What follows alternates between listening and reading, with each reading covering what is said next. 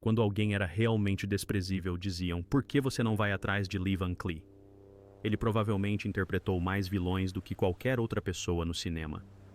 Mas 35 anos após sua morte, uma revelação chocante de seu próprio filho confirma o que os fãs há muito suspeitavam. Foi a imagem icônica que o destruiu ou algo mais profundo? Por que ele a escondeu? Como isso moldou sua vida e morte? Prepare-se para descobrir os capítulos ocultos da jornada de Van Cleef, as lutas que ele enterrou e as verdades que podem reescrever seu legado para sempre. O rosto que escondia a dor.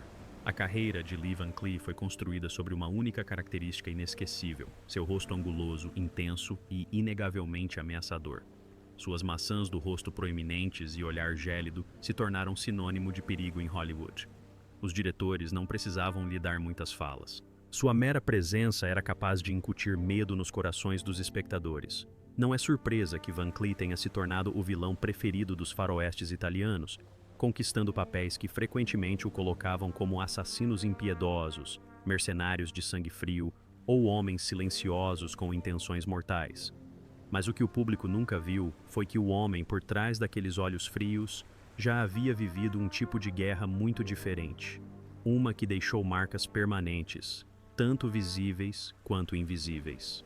Nascido em Somerville, Nova Jersey, em 1925, Van Cleef vinha de uma origem humilde. Seu pai trabalhava como farmacêutico e sua mãe era pianista de concertos. Longe das empoeiradas cidades fronteiriças dos filmes, seus primeiros anos foram marcados por disciplina e trabalho árduo. Depois de se formar no ensino médio com apenas 17 anos, ele se alistou na Marinha dos País em 1942, bem no meio da Segunda Guerra Mundial. Designado para um caçador de submarinos e posteriormente para o USS Incredible, um navio de guerra anti-submarino, Van Cleef foi enviado para o Caribe, o Mediterrâneo e, finalmente, o Mar Negro. Essas não eram missões meramente cerimoniais.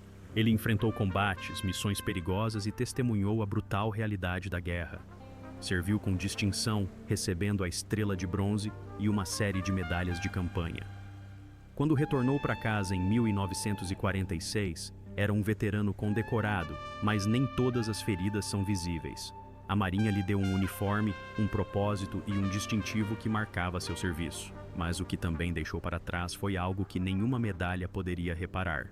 Como muitos soldados de sua geração, Van Cleef voltou da guerra carregando cicatrizes invisíveis, o que hoje reconheceríamos como sintomas de transtorno de estresse pós-traumático, TEPT. Ele não falava publicamente sobre o custo emocional do que vira no exterior, mas aqueles que o conheciam notavam uma certa reserva. Sua intensidade não era apenas para as telas, era parte dele. O mesmo olhar gélido que o público temia poderia ter sido moldado, em parte, por noites em alto mar, por experiências de quase morte, pelo peso da sobrevivência. Mesmo assim, Van Cleef não se entregou à tristeza. Tentou se adaptar à vida civil. Morando com sua esposa, Pottie, em Somerville, trabalhou em empregos comuns até que um colega de trabalho sugeriu que ele fizesse um teste para um grupo de teatro local. Isso teria mudado o destino de sua vida. Em um palco imponente, com semblante pétreo e presença marcante, ele logo atraiu todos os olhares. Então, como num passe de mágica, lá estava ele em Nova York, pronto para realizar tal ato, quando agentes de produtores de cinema começaram a desejá-lo.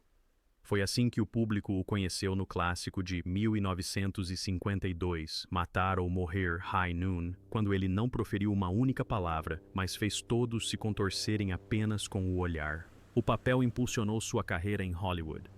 Ele acumulou créditos principalmente como valentões e capangas. Mas, como qualquer transição brusca, a vida de marinheiro para ator não foi fácil para Van Cleef. Ele havia se ferido bastante enquanto servia no exército, e as torturas físicas exigidas para atuar, especialmente em faroestes repletos de ação, cobraram seu preço. O sistema dos estúdios estava longe de ser compreensivo com atores com problemas de saúde persistentes. Ele frequentemente suportava a dor para se manter acima das condições frustrantes que a indústria impunha, valorizando a masculinidade em detrimento da fraqueza. Surgiram muitas especulações sobre se aqueles olhos semicerrados, aquele rosto inexpressivo, não seriam algum tipo de atuação. Era uma história de vida real, vivida por tantas coisas, que cada olhar fulminante, Cada olhar frio poderia emanar de uma fonte de sofrimento real, memórias reais e perdas reais. A ascensão de Lee Van Cleef à fama não se resumiu a talento ou oportunidade. Foi uma questão de sobrevivência. Sobrevivência à guerra, a batalhas pessoais e a um sistema que exigia mais do que a maioria das pessoas podia oferecer. Sua história não começou em Hollywood. Começou nos nervos de aço de um jovem marinheiro da Marinha que encarou a morte e voltou fortalecido. E, no entanto, nem isso foi a pior dificuldade que ele enfrentaria. Mas a guerra não foi a única batalha que ele travou. Um acidente que quase lhe custou a vida em uma estrada deserta da Califórnia quase pôs fim à sua carreira e à sua capacidade de andar. Um acidente que mudou tudo. No final da década de 1950, Lee Van Cleef começava a consolidar seu lugar em Hollywood. Embora ainda não fosse um nome conhecido por todos, seu rosto era familiar. Ele havia aparecido em dezenas de filmes e programas de televisão, interpretando o tipo de papel que não precisava de apresentações. Homens perigosos e imprevisíveis que carregavam uma aura de ameaça em seu silêncio. Ele estava ganhando impulso, lenta, mas seguramente, caminhando rumo ao estrelato que eventualmente chegaria. Mas, em 1958, tudo mudou num instante. Enquanto dirigia para casa após uma filmagem em Lone Pine, Califórnia, Van Cleef se envolveu em um acidente de carro que quase destruiu tudo o que ele havia lutado tanto para construir. O acidente foi brutal. Os detalhes do incidente são escassos, mas as consequências foram claras. Van Cleef sofreu 2 fraturas no braço esquerdo e uma fratura na patela. Não eram lesões que se superavam facilmente. Não para um ator cujos papéis dependiam de força física, equitação e acrobacias. Os cirurgiões não tinham certeza se ele voltaria a andar normalmente. Pior ainda, havia o temor real de que ele nunca mais pudesse montar a cavalo, uma habilidade fundamental para qualquer ator que trabalhe no gênero faroeste. O acidente não foi apenas devastador fisicamente. Isso representou uma ameaça direta à sua carreira. Num instante, ele estava em ascensão, e no seguinte encontrava-se num leito de hospital encarando um futuro sem o trabalho que lhe dava propósito. O processo de recuperação foi excruciante. Van Cleef passou mais de um mês no hospital, seguido por um longo período de fisioterapia intensiva. Cada passo em frente era acompanhado de dor. Mas o que veio com essa vitória foi uma luta mais silenciosa e privada. A dor física não desapareceu após a recuperação. Seu joelho continuou a incomodá-lo pelo resto da vida, e muitos de seus papéis posteriores exigiram que ele mascarasse suas limitações. Andar a cavalo, caminhar e até mesmo ficar em pé por longos períodos se tornaram desafios que ele suportava em silêncio. E para atenuar essa dor, tanto física quanto emocional, ele recorreu ao álcool. Começou como um mecanismo de defesa, alguns drinks para aliviar a tensão e aguentar os longos dias de filmagem. Mas, com o tempo, tornou-se uma muleta. Van Cleef raramente falava publicamente sobre sua dependência, mas aqueles próximos a ele notaram a mudança. O foco preciso pelo qual era conhecido começou a se perder. Alguns diretores aprenderam a lidar com seus dias de folga. Outros discretamente o excluíram dos planos de elenco. Em cada set de filmagem, o álcool o acompanhava, sempre por perto. Embora não parecesse tão dramático a ponto de virar notícia nos tabloides, era um fantasma persistente. Van Cleef se pegava pensando em algo que todo ator teme. Será que já atingi meu auge? Recuperar-se das lesões foi uma luta tremenda. A outra foi a conta que lhe foi apresentada. Diante das câmeras, ele sorria e encarava tudo com a mesma intensidade que demonstrava nas telas. Fora das telas, ele carregava o fardo mais pesado, a dor, o medo de cair na insignificância absoluta e a lenta percepção de que talvez nunca conseguisse superar tudo isso. Mas este era um homem que, na Segunda Guerra Mundial, desafiara e triunfara sobre a morte. De jeito nenhum ele desistiria. Então, Van Cleef começou a fazer pequenos papéis, às vezes sem créditos, para aos poucos voltar à ativa. Cada vez que aparecia em cena, ele lembrava às pessoas, e talvez a si mesmo, que ainda não tinha terminado. Mas algo além do interesse em buscar a luz rapidamente estava criando raízes. Um segundo vício que parecia inofensivo à primeira vista, mas que se provaria ainda mais destrutivo que a bebida. Conforme seu corpo se recuperava, Van Cleef fez um retorno triunfal. Mas o homem que voltou às telas não era o mesmo. Um novo vício estava se formando e o seguiria a todos os sets de filmagem. charutos, fumaça e sofrimento silencioso. Para os fãs que assistiam Lee Van Cleef na tela, o charuto sempre presente entre seus dentes era apenas mais uma camada de sua persona intimidadora. Era cinematográfico, cru, robusto e inegavelmente estiloso. Quer estivesse encarando um inimigo num impasse mexicano empoeirado, quer estivesse declamando falas com uma calma selvagem, aquele charuto parecia tão parte de sua personalidade quanto seu chapéu de cowboy ou a pistola no coldre.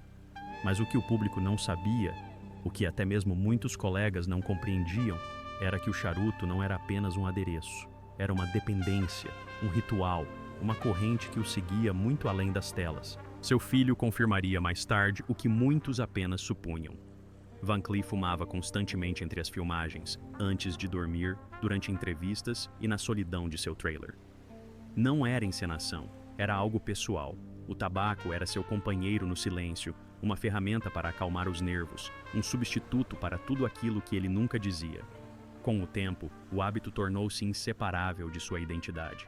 Em frente às câmeras, intensificava sua aura de perigo. Fora delas, mascarava vulnerabilidades mais profundas. Os mesmos charutos que davam tanta autenticidade ao seu personagem estavam lentamente corroendo sua saúde. As consequências vieram devagar no início, mas foram implacáveis. Ele desenvolveu bronquite crônica e, com o passar dos anos, sua respiração tornou-se cada vez mais difícil. Havia dias no set em que ele precisava parar para recuperar o fôlego. Momentos em que a voz icônica soava tensa, como se viesse de um vazio. Mas mesmo com os efeitos físicos se tornando mais pronunciados, Van Cleef continuou fumando. Os diretores adaptavam as cenas para minimizar os diálogos, ou incluíam pausas para que ele pudesse descansar. No entanto, ele nunca considerou parar de fumar. Na verdade, não conseguia. Fumar havia se tornado parte de sua armadura emocional. Quando o câncer de garganta foi diagnosticado, quase nada restava dele. Sua voz estava se apagando, voz que antes era tão essencial para o mistério que o cercava nas telas. Mas mesmo assim, continuou ele, usava um marca-passo. Mantinha suas doenças em segredo, deixando o público ver apenas o pistoleiro durão que tanto amavam. A ironia é que a imagem que ele protegia com tanta ferocidade lhe deu fama, mas também o aprisionou. O personagem estoico que ele interpretava na tela acabou se tornando a mesma máscara que usava na vida real. Alienado, retraído, intocável. Por baixo, havia um homem lutando contra o medo, a dor e a solidão. Colegas que trabalharam com ele nos últimos anos lembravam como ele raramente falava sobre sua saúde. Sentava-se em silêncio, charuto na mão, perdido em pensamentos. Ocasionalmente sorria ou fazia um comentário sarcástico, mas na maior parte do tempo se mantinha reservado. A solidão da máquina de Hollywood havia se infiltrado. Os papéis eram cada vez mais escassos e os orçamentos menores. Ainda assim, ele comparecia, comprometido, disciplinado e orgulhoso. Se seu corpo estava falhando, ele nunca deixou transparecer. Há algo perturbador em um homem que se torna um símbolo de força enquanto, em particular, se desmorona. Van Cleef dominava essa dualidade. Os tiroteios, as escadas frias, a fumaça saindo de seus lábios, tudo isso compunha uma imagem que o público venerava. Mas o homem por trás do mito estava desaparecendo lentamente. E nas horas tranquilas, longe das câmeras, ficou claro que o que ele realmente desejava não era outro papel, mas conexão, amor verdadeiro, um lugar para ser visto não como um personagem, mas como uma pessoa. Mas por baixo da fumaça do charuto e dos cintos de armas, algo inesperado despertava em Van Cleef. Um anseio por conexão, por amor e por uma vida além das telas. Amor, perda e estradas solitárias. Apesar de seus papéis de durão e presença intimidadora nas telas, Lee Van Cleef não era o solitário que frequentemente interpretava. Na vida real, ele ansiava por conexão, romântica, familiar, emocional. Mas, como acontece com muitas estrelas arrastadas pelo turbilhão implacável de Hollywood, esse anseio muitas vezes permaneceu insatisfeito. Van Cleef casou-se 3 vezes, cada relacionamento começando com esperança e paixão, mas eventualmente desgastado pela distância, vícios e a pressão implacável da fama. A fama pode ter elevado seu nome, mas teve um preço: a intimidade, a estabilidade e a paz em sua vida pessoal.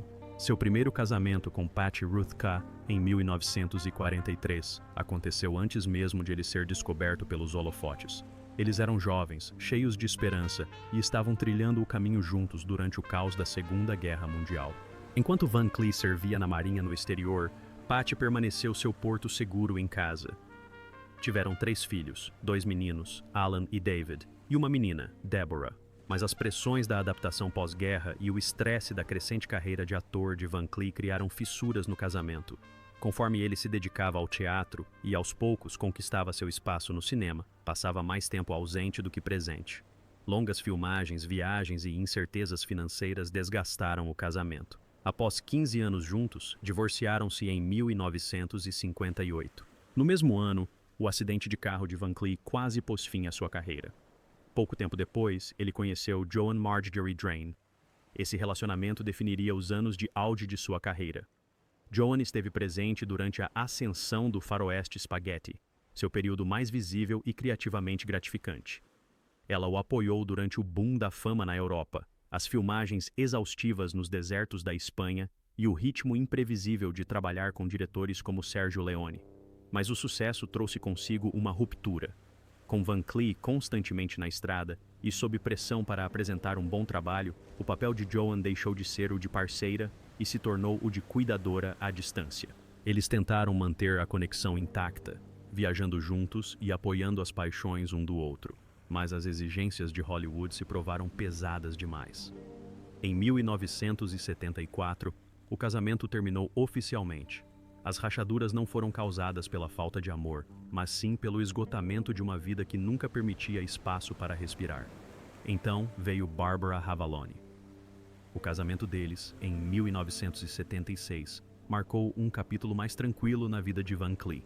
O frenesi dos faroestes italianos havia passado, e ele já não era o astro de bilheteria que fora um dia. Mas com o declínio dos holofotes, veio algo que ele não tinha há décadas: tranquilidade. Barbara trouxe consigo uma profunda compreensão do estado emocional e físico de Van Cleef. Ela não estava com ele pela fama ou pela proximidade com as celebridades. Ela estava lá pelo homem por trás dos papéis. À medida que a saúde de Van Cleef se deteriorava, Barbara tornou-se, ao mesmo tempo, sua confidente e principal cuidadora. Em meio a crises de bronquite, a lenta progressão do câncer de garganta e a longos períodos entre o silêncio e o trabalho, ela permaneceu ao seu lado. Ao contrário da montanha-russa de seus casamentos anteriores, este último relacionamento foi de serenidade e paz. Longe da vida glamourosa de Los Angeles, eles moravam em Oxnard, na Califórnia. Nessa época, ele era visto publicamente como uma estrela de Hollywood em declínio, lembrado por alguns papéis famosos, mas já não atuando profissionalmente. Para Barbara, ele era um marido, um artista, um homem que desejava manter sua dignidade diante da agonia física e do ostracismo profissional. Ela estava lá para ajudá-lo a conservar a pouca força que lhe restava, oferecendo algo que Hollywood jamais poderia lhe dar: amor incondicional. Contudo, pode-se dizer que todos os outros relacionamentos surgiram e desapareceram, mas sempre havia um que transcendia todos os papéis, todos os prêmios, todas as manchetes: seu relacionamento com os filhos, em especial com um filho. Foi esse mesmo filho que, anos após a morte de Van Cleef, quebrou o silêncio para revelar a verdade sobre as agonias indizíveis do pai, não para desviar a atenção de sua memória, mas para completá-la. Ainda assim, Van Cleef tinha uma âncora mais forte que a fama ou o romance: seus filhos. E foi seu filho quem finalmente revelaria o que o mundo não estava pronto para ouvir. O filho se pronuncia. Por décadas, a imagem de Lee Van Cleef permaneceu congelada no tempo, gravada na história do cinema como o pistoleiro sombrio, o vilão calculista, o homem com o olhar mortal e o charuto sempre presente. Os fãs se lembravam dos filmes. Os críticos dissecavam os papéis, mas o que nunca ouviram era a história de dentro de sua própria casa. Isso mudou quando, anos após sua morte, um dos filhos de Van Cleef se apresentou não para proteger o mito, mas para revelar o homem por trás dele. Com honestidade serena e profundo afeto, ele confirmou o que muitos apenas sussurravam. Lee Van Cleef estava em guerra com seu próprio corpo e mente, e travava essa guerra em silêncio. Em entrevistas e relatos familiares, o filho de Van Cleef falou sobre os vícios que marcaram os últimos anos de vida de seu pai. O tabagismo intenso, a dependência silenciosa do álcool em momentos de dor e estresse. Isso não fazia parte de uma atuação hollywoodiana. Eram lutas reais que Lee carregava todos os dias. Ele não era um homem que falava abertamente sobre seu sofrimento, não reclamava, não dramatizava. Mas aqueles próximos a ele viam. Viam o preço que isso cobrava, a tosse que piorava com o tempo, a fadiga que persistia muito depois do fim das filmagens, a névoa persistente de fumaça de charuto que o envolvia como uma segunda sombra. Para o público, os charutos eram parte icônica da persona de Van Clief, mas para sua família eram um símbolo de algo muito mais pessoal e muito mais doloroso. Seu filho recordou que Lee fumava constantemente. Quer estivesse preparando um charuto ou simplesmente relaxando em casa, não havia espaço para interrupções, para um refúgio, para o mau hábito. Não era a afetação, era a pedra angular. Uma pedra angular da qual ele simplesmente não conseguia abrir mão. Mesmo quando os médicos o incentivaram a parar, mesmo com seu corpo debilitado, o vício estava tão enraizado que mesmo com seus filhos, momentos de tranquilidade e intimidade eram frequentemente perfumados pelo aroma do tabaco queimado. Para o filho, o retrato pintado era de um homem nada frágil, mas sim de uma resiliência silenciosa. O durão que derrotava assassinos impiedosos era, na verdade, um pai muito gentil e de voz suave. Não era barulhento, não era exigente, era gentil, atento aos detalhes da casa, muitas vezes em silêncio. Adorava pintar e passava horas a fio fazendo isso. Pintava paisagens do oeste americano, incorporando cores vibrantes e pinceladas suaves quando não estava diante da câmera. Ele tinha orgulho da família e voltava a Somerville de vez em quando para cuidar da mãe idosa, garantindo que as raízes jamais fossem esquecidas.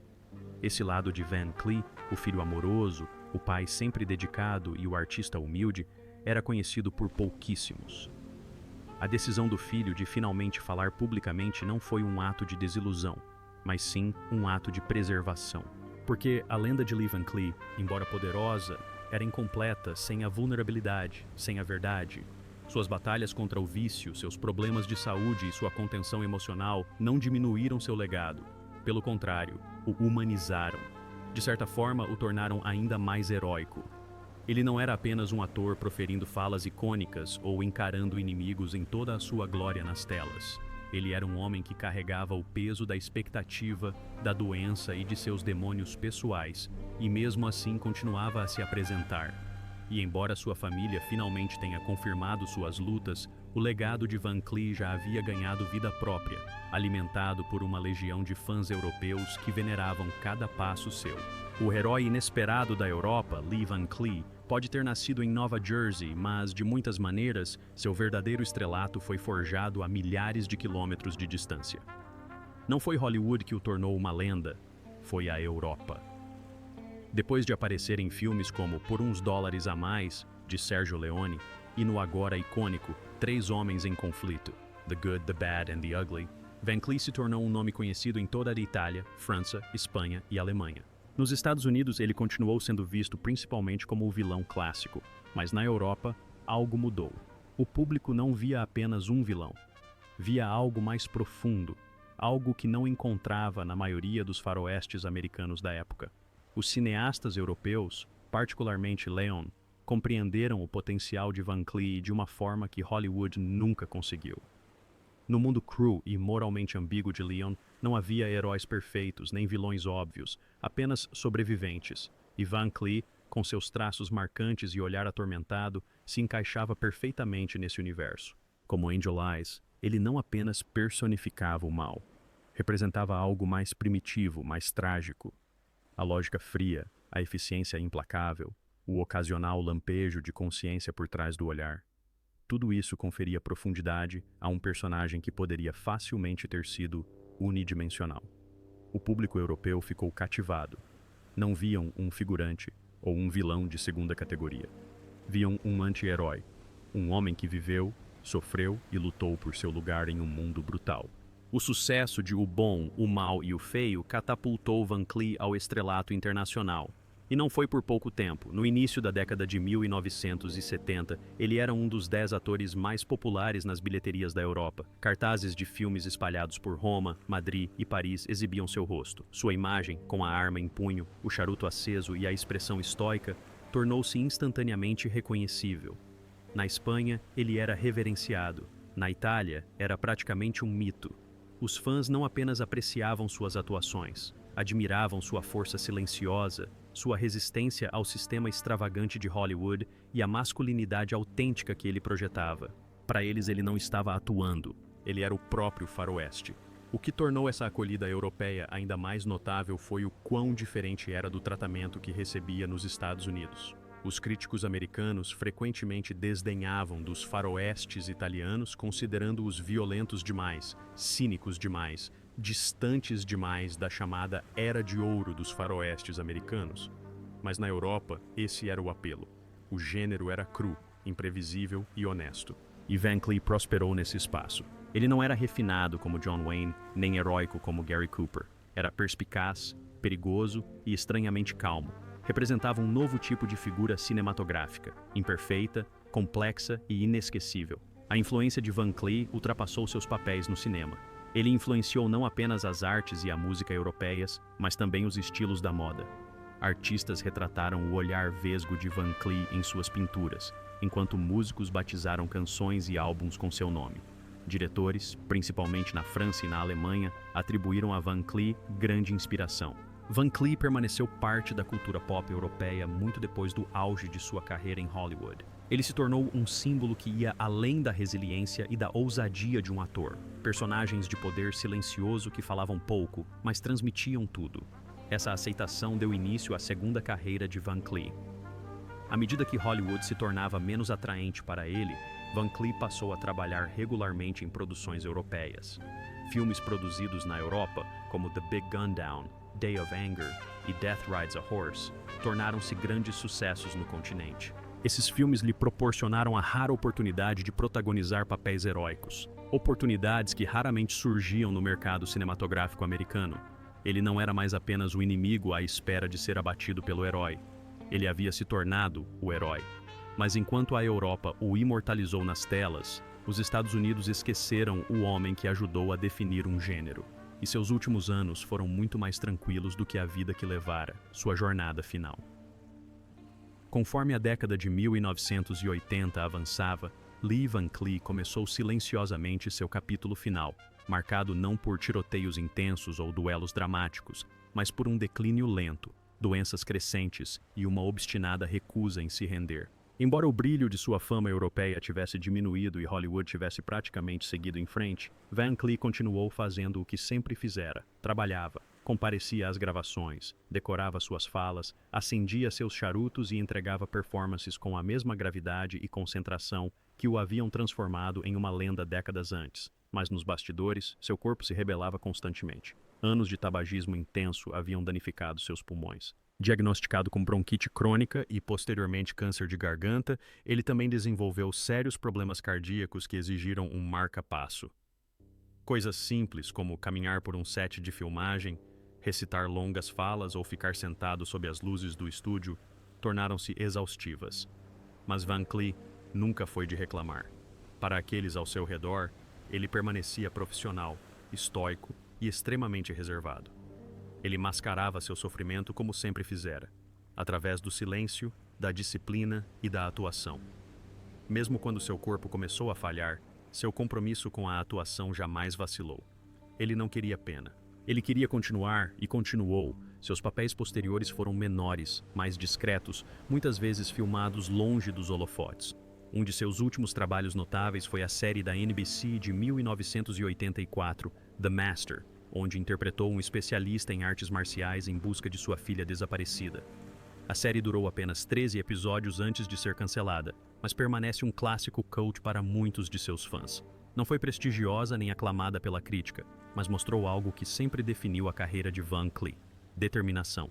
Independentemente da importância do papel ou do orçamento da produção, ele sempre demonstrava o mesmo nível de empenho e seriedade. Acreditava no trabalho, não na pompa. No final da década de 1980, seu declínio era visível. Seus movimentos estavam mais lentos, seu rosto mais abatido, mas ele continuou aceitando papéis, recusando-se a sucumbir à doença. Ainda trabalhava em filmes, alguns de ação de baixo orçamento, alguns esquecíveis para a crítica, mas nenhum irrelevante para ele. Continuou pintando também, criando paisagens vívidas que refletiam o espírito pioneiro que outrora personificara. Em sua tranquila casa na Califórnia, ele vivia com sua terceira esposa, Barbara, que o apoiou durante as batalhas finais que a maioria dos fãs nunca viu. A portas fechadas, ele não era o pistoleiro de nervos de aço, mas um homem que se reconciliava com as limitações do seu corpo e com o legado que deixaria. Na noite de 16 de dezembro de 1989, Lee Van Cleef sofreu um ataque cardíaco em sua casa em Oxnard, Califórnia. Ele foi declarado morto pouco depois da meia-noite no Hospital St. John's Regional Medical Center. Ele tinha apenas 64 anos. Embora a doença cardíaca tenha sido a causa primária da morte, o câncer de garganta, causado por décadas de tabagismo, foi listado como causa secundária. Sua morte não foi manchete em massa. Não foi tratada como a perda de uma lenda de Hollywood. Mas para aqueles que compreenderam sua trajetória, foi uma perda silenciosa que ressoa através dos tempos.